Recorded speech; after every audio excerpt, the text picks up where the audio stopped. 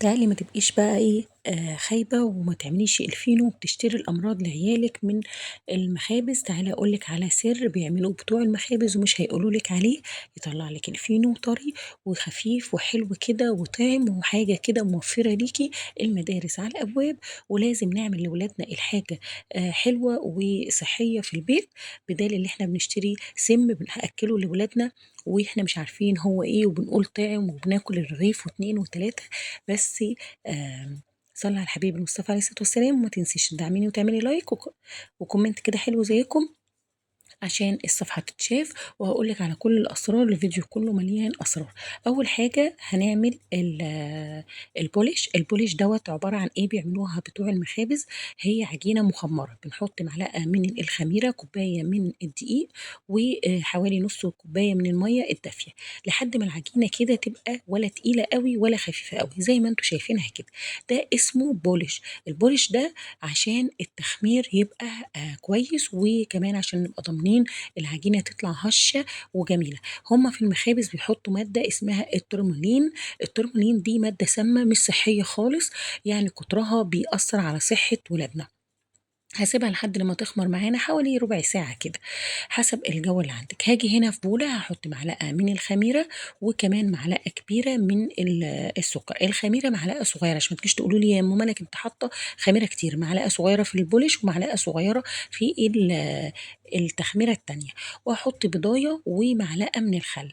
احنا بنحط مواد غذائية لعيالنا. في الفرن مش بيحطوا بيض، يعني في الفرن هي بالمية، وانا هعجنلك بالمية برضك. وهبتدي اقلبهم كويس جدا، وبعد كده هحط النص كيلو، باقي النص كيلو اللي انا خدت منه كوبايه ونص كيلو حوالي 4 كوبايات، يعني دول 3 كوبايات من الدقيق، واحط معلقه صغيره من البيكنج باودر ونص معلقه من الملح. وهنزل بالبوليش اللي هو اختمر معانا زي ما انتم شايفين، وبقى عجينه حلوه وجميله وهتطلع لك الفينو تحفه. هبتدي ان انا ازود الميه بتاعتي حبه حبه. يعني هو المقدار النص كيلو خد مني حوالي آم، يعني كوباية وربع، كوباية وتلت، ما زي ما يعني زي ما العجينة تاخد معاكي. العجينة بتبقى بتلزق في الإيد تلزيق. بزود مية يملك وهي بتلزق، بزود مية. أنا عايزة العجينة دي تبقى ملبل كده، ملبل خالص. افضلي عجيني بقى، عندك هموم الدنيا طلعيها على الترابيزة وافضلي عجيني فيها يمين وشمال. بصي أنا كل شوية مع إنها ملزقة بحط فيها بق كده من المية، لان انا عايزه البروتين او الجلوتين يطلع من العجينه. انا عايزه كل ما تعجيني العجينه يطلع الماده بتاعته، الجلوتين بتاعتها، لحد لما تلاقي كده العجينه فكت من ايديكي. هبتدي ان انا بقى ايه، انا بعجن كل شويه احط بق صغير من الميه. انا عايزاها تبقى طريه قوي قوي وخفيفه معايا، ما تبقاش ملكومه، ما يبقاش العجينه ما توفرش صحتك فيها. يعني هي بتاخد 10 دقائق كده عجن. بعد كده هحط معلقه من الماده الدهنيه زبده. في الفرن بيحطوا ماده دهنيه ملك زبده، لا ما بيحطوش. انا بحط حته اللقمه اللي ابني ولا بنتي بتاكلها حاجه غذائيه ليهم. طب انا مش عندي زبده يا ملك، احط ايه؟ احط معلقه من السمنه البلدي. ما عنديش ولا ده ولا ده، احط 3 معالق من الزيت وهيبقى فل الفل. وانا قبل كده عملته بالزيت. انا حبيت اعمله لك بالميه من غير بقى لبن ولا من غير اي حاجه، ولا لبن بودره ولا اي حاجه من دي. عندي فيديوهات في الصفحه بتاعتي باللبن البودره وباللبن الحليب، انما ده انا عملته بالميه. هي حته الزبده اللي انا حطيتها ممكن تستغني عنها وتحطي ايه بدلها، ايه زيت لو انت مش عايزه، وهيطلع زي الفل. والفرن بيعمله من غير ايه زبده. عجيني بقى لحد بصي العجينه بتلزق وماسكه في ايدك كده، ما فيش اي مشكله. احط بقى معلقه من الزيت كده. بصي العجينه قشطه قشطه كده، بص جميله. ولفيها بكيس وسيبيها حوالي تلت ساعه نص ساعه، هتلاقيها اللهم بارك خمرت معاكي. انا مش عايزاها تخمر بالساعه. كل ما بتخمري العيش او الفينو بتلاقي ريحه الخميره بتطلع فيها. انا مش عايزه ريحه الخميره قوي تبقى ظاهره فيها. وبعدين انا عايزه احتفظ برضك بالتخمر بتاعها. هي خمرت، هبتدي بقى ان انا انزلها رشه بسيطه جدا من الدقيق، بسيطه. عارفين كتر الدقيق هو اللي بينشف الفينو، وهو اللي بيخليه ما يقومش بتقله كده. هبتدي ان انا اقطع التقطيعه بقى ايه.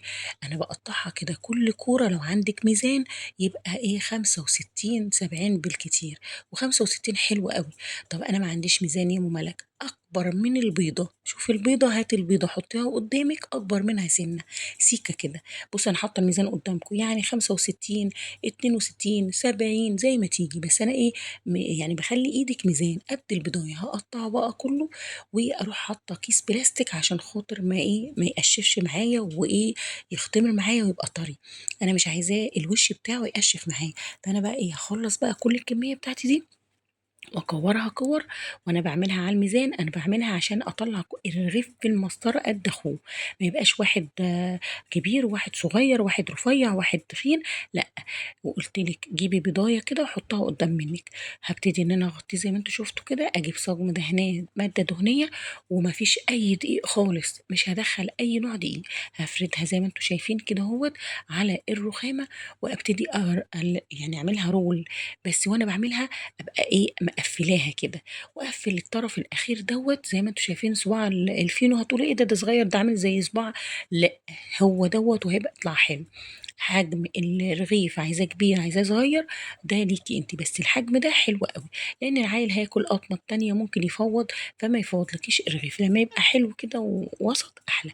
بلف رول واقفل جامد الطرف الاخير، وكمان اخليه على تحت زي ما انتوا شايفين. الحته الناعمه قوي بخليها ايه، من بره، والحته اللي منعكشه وشكلها ما بقاش حلو يبقى من جوه، لانها هتتقفل. واقفل التقفيله كويسه واحطها في الصاج واسيبها بقى. بصوا العجينه على بال ما يعني لسه ما خلصتش باقي البتاع، بيخمر كده ويطلع بابل كده، فظيعه، عجينه قطنيه وهشه، رهيبه فوق الرهيبه. الاسرار دي محدش هيقولك عليها، ده بتاع المخابز بس هو اللي عارفها.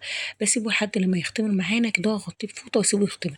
بصوا اللهم بارك، علي ويعمل.